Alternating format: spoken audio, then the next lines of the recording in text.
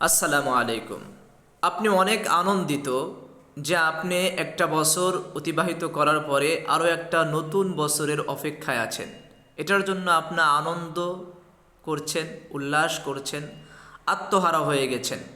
কিন্তু একবারও কি আপনি ভেবে দেখেছেন আসলেই কি আপনি আরও একটা নতুন জীবন পাচ্ছেন বা আরও একটা নতুন একটা বছর পাচ্ছেন? এটা কি আপনার জন্য বেশি, নাকি আপনার জীবন থেকে একটা বছর চলে গেল?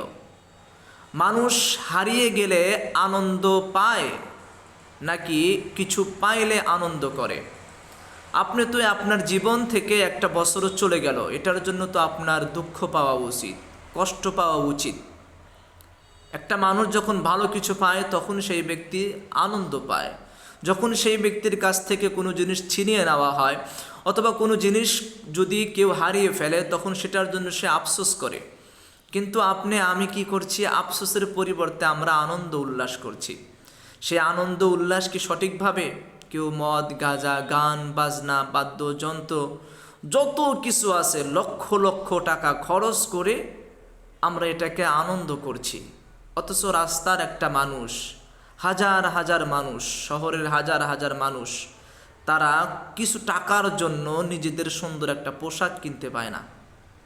আর আপনি হাজার হাজার টাকা খরচ করে আকাশে উড়িয়ে দিচ্ছেন, নতুন বছরকে আপনি স্বাগত জানাচ্ছেন। আপনি কেমন মানুষ বলেন তো দেখি? আপনি নিজের হিসাব কখন করলেন? এই বছর আপনি কি করলেন, আবার সামনের বছর আপনি কি করবেন, এটা কি কখনো ভেবেছেন? আপনি এই বছরও যত খারাপই করেছেন, সামনের বছর যদি আবার এটাই চিন্তা করেন, তাহলে আপনার জীবনের সার্থকতা কোথায়? একটু বের হয়ে আসুন এগুলোর থেকে। এটা থেকে একটু বের হয়ে আসার জন্য চেষ্টা করেন। আল্লাহ তাআলা আমাদেরকে